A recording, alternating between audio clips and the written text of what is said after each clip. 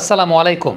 একটা burning question তো সবসময় থাকে যে অভিষেক শর্মারা তারা ইন্টারন্যাশনাল ক্রিকেটে এসেই পারফর্ম করেন, কিন্তু বাংলাদেশের প্লেয়াররা 4-5 বছর ধরেও পারফর্ম করতে পারেন না, কিংবা তাদের কাছ থেকে পারফরমেন্সটা বেরিয়ে আসে না। বিশেষ করে ব্যাটিংয়ের ক্ষেত্রে সবচাইতে বেশি বিষয়টা আসে। ব্যাটিংটাই গেল 5 বছর ধরে বাংলাদেশের সবচাইতে বড় ক্রাইসিস বা কনসার্নের জায়গা।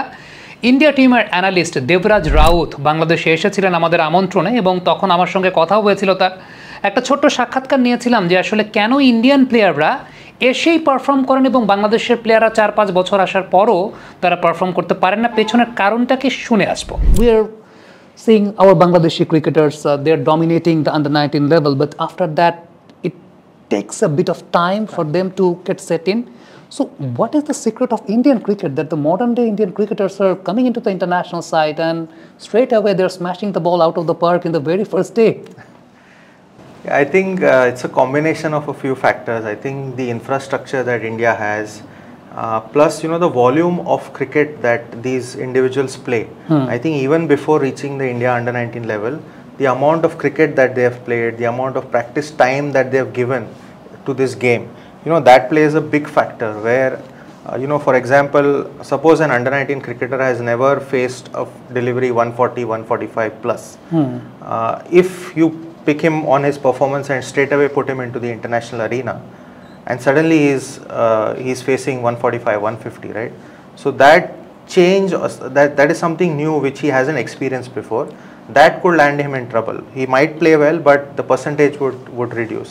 So these cricketers, they actually practice those things. I think IPL is another big factor where they are mixed with a lot of international players. They talk to them, they share their experiences, they face them in practice, they bowl to them, they bat with them. So I think that exposure is a big factor, so that once a player reaches that top level, he is not overhauled by looking at international players.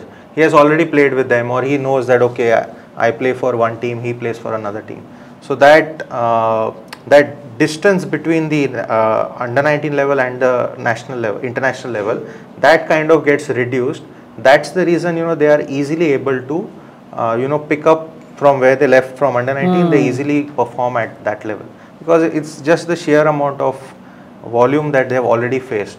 If there's something new, there's a new experience, then it becomes a problem. But if they have already experienced it, they are well good enough to play even at that level. এখানে দেবরাজ কয়েকটা পয়েন্টে কথা বলেছেন, এবং সবগুলো পয়েন্টের মধ্যে সবচেয়ে ইম্পর্টেন্ট ফ্যাক্টরটা হচ্ছে যে পরিমাণ ম্যাচ ডোমেস্টিক লেভেলে ইন্ডিয়ান প্লেয়াররা আসলে খেলে আসেন। তিনি একটা কথা বলেছেন, আপনারা সাবটাইটেলগুলো দেখে বুঝতে পারছেন যে একটা under-19 খেলে আসা ছেলে যখন ইন্টারন্যাশনাল ক্রিকেটে সরাসরি চলে আসছে, ও কোনোদিন 140-45 কিলোমিটার প্রতি ঘন্টার বল খেলে নাই। ওর সেটার জন্য প্রস্তুত হতে হয়, ওর সেটার জন্য অ্যাডজাস্টমেন্ট লাগে। এখন ইন্ডিয়াতে যে বিষয়টা ঘটে সেটা হচ্ছে ওই প্লেয়াররা যারা ইন্টারন্যাশনাল ক্রিকেট খেলতে আসেন, অভিষেক শর্মারা, তারা 140-45 গতির বল আগে অনেকবার প্র্যাকটিস করে তারপর তারা আসেন। এখন এই জায়গাটা খুব ইম্পর্ট্যান্ট একটা কথা তিনি বলেছেন যে পরিমাণ গেম টাইম তারা পান, বিশেষ করে under-19 লেভেলে আসার আগেও যে পরিমাণ ম্যাচ তারা খেলেন, 19 লেভেলে আসার আগেও যে পরিমাণ ম্যাচ তারা খেলেন, সেই ম্যাচটা বাংলাদেশের ক্রিকেটাররা আসলে খেলতে পারেন না। এবং একটা ছোট্ট এক্সাম্পল দিই, ধরেন অভিষেক শর্মা ডোমেস্টিক টি-20 খেলেছেন 151টা ডোমেস্টিক টি-20 খেলেছেন, যার বিপরীতে তার ইন্টারন্যাশনাল টি-20 খেলার সংখ্যা 22টা কিংবা 23টা। পরিসংখ্যাটা আপনারা দেখলেন। এবার একটু তানজিদ তামিমের সঙ্গে হিসাব করে দেখেন, তিনি ডোমেস্টিক টি-20 খেলেছেন 81টা, যার মধ্যে তিনি অলরেডি 36টা বা 33টার মতো টি-20 ম্যাচ খেলে ফেলেছেন আন্তর্জাতিক ক্রিকেটে। অভিষেক শর্মাদের চাইতেও অর্ধেকের কম ডোমেস্টিক ম্যাচ খেলে অভিষেক শর্মার চাইতে বেশি ইন্টারন্যাশনাল ক্রিকেটে ম্যাচ খেলেছেন তানজিদ তামিম। আপনি ডিফারেন্সের জায়গাটা একটু চিন্তা করেন। আমরা যে সবসময় বলি যে ডিফারেন্সটা আসলে কোথায় বা ডিফারেন্সটা আসলে কী, ধরেন আমি পারভেজ ইমনকে নিয়েও যদি একটা সার্চ দিই, আমি ঠিক আপনাদের সামনে সার্চ দিচ্ছি, সার্চ দিয়ে যদি আমি জায়গাটা দেখি, তাহলে একটা বিষয় খেয়াল করে দেখেন, পারভেজ ইমন ইন্টারন্যাশনাল ক্রিকেটে 23টা ম্যাচ খেলেছেন, অভিষেক শর্মাও 23টা ম্যাচ খেলেছেন। পারভেজ ইমনের ডোমেস্টিক টি-20 সংখ্যা 71টা, অভিষেক শর্মার 151টা। এরকমভাবে ইন্ডিয়াতে খুঁজলে, আমি তো একটা অভিষেক শর্মার এক্সাম্পল দিলাম, আপনি যে পরিমাণ প্লেয়ারদেরকে আপনি পাবেন, যে পরিমাণ প্লেয়ারদের আপনি সেই জায়গাটাতে গেম টাইম পাবেন, এটা আনবিলিভেবল। এবং দেবরাজ রাউত আমার সঙ্গে যখন আলোচনা করেছিলেন, তিনি এই প্রসঙ্গটাই সবচেয়ে বেশি বলেছেন যে 19 লেভেলে আসার আগেই তারা এত বেশি ম্যাচ খেলে যেগুলো তুমি ক্রিক ইনফোতে পাবা না। যেগুলো তুমি ক্রিকইনফোতে পাবা না 19 লেভেলে আসার পর। ওয়েল, জিতেশ শর্মাকে নিয়ে কথা বলি, জাস্ট একটা কথা বলি, আপনি যদি ক্যামেরাটা এখানে আনো। জিতেশ শর্মা ইন্টারন্যাশনাল ক্রিকেটে 9টা ম্যাচ খেলেছে। জিতেশ শর্মার টি20 ক্রিকেটে তার 141টা ম্যাচ, 141টা ম্যাচ জিতেশ শর্মা খেলেছেন শুধুমাত্র ডোমেস্টিক টি20তে। ম্যাচ খেলেছেন মাত্র 9টা। এই জিতেশ শর্মা যখন ইন্টারন্যাশনাল ক্রিকেটে ধরেন খেলবেন, দেখবেন যে এসেই পারফর্ম করবেন, নিয়মিত খেললে পরে এসেই পারফর্ম করবেন। So this is the thing, মানে এটা one of the main things, যে পরিমাণ গেম টাইম তারা আসলে পান, যে পরিমাণ তারা জানেন how to build the innings. ব্যাটিংয়ের ক্ষেত্রে, আমি বোলিংয়ের ক্ষেত্রে কোনো সে নেই, বোলিংয়ের ক্ষেত্রে নেটে বোলিং করেও অনেক ভালো বোলার হওয়া যায়, কিন্তু ব্যাটিংয়ের ক্ষেত্রে you need the game Times.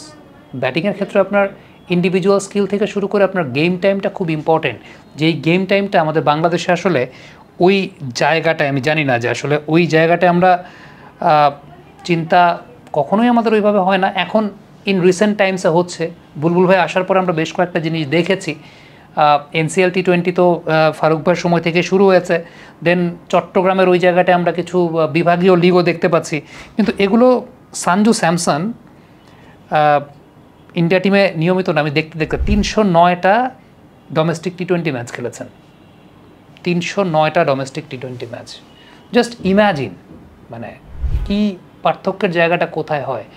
দেন তারা আরেকটা কথা বলেছেন যে 19-এর পর ডিরেক্ট তো আর তারা ঢুকিয়ে দেন না ন্যাশনাল টিমে, তারা আন্ডার-23, আন্ডার-25ও এখন শুরু করেছে। আমি আন্ডার-25-এর ব্যাপারে জানতাম না, দেবরাজ কিন্তু আন্ডার-25-এর কথাও বললেন। So these are the things যেটা আমাদের, আমি প্লেয়ারদের সবসময় ওই জায়গাটায় দোষও দেই না কেন, আমাদের রিসোর্সটা যেরকম, আমাদের যত গুড় তত মিঠা, আমাদের রিসোর্সটা যেরকম আউটপুটটা আমরা সেরকম দিই।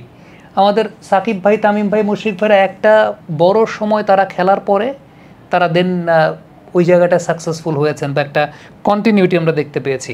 সো যতদিন পর্যন্ত আপনি আসলে ওই টেবিলটা ঠিক না করবেন, বোলিং দিয়ে আমরা ম্যাচ জিতবো, অনেক ম্যাচ আমরা বোলিং দিয়ে জিতবো। লিটনরাও ধরেন একটা এস্টাবলিশমেন্ট পেয়েছেন, লিটনরা একটা এস্টাবলিশ পজিশনে এখন পৌঁছেছেন, কিন্তু বাদ বাকি প্লেয়ারদের কথাও যদি আপনি বলেন, আমার কাছে মনে হয় যে মানে এই জিনিসগুলো আসলে অনেক বেশি মাত্রায় আলোচনার জায়গা হওয়া উচিত, যে আমরা আসলে কতটুকু গেম টাইম পাই, আমরা কতটুকু ইনফ্রাস্ট্রাকচারাল জায়গাটাতে আমাদের আছে ওই চিন্তার জায়গাটা। So these are the things, আমার কাছে মনে হয় যে মানে আমরা খুবই একটা পোর ইনফ্রাস্ট্রাকচারের মধ্যে আছে, যে কারণে প্লেয়ারদের মানটাও বাড়ে না।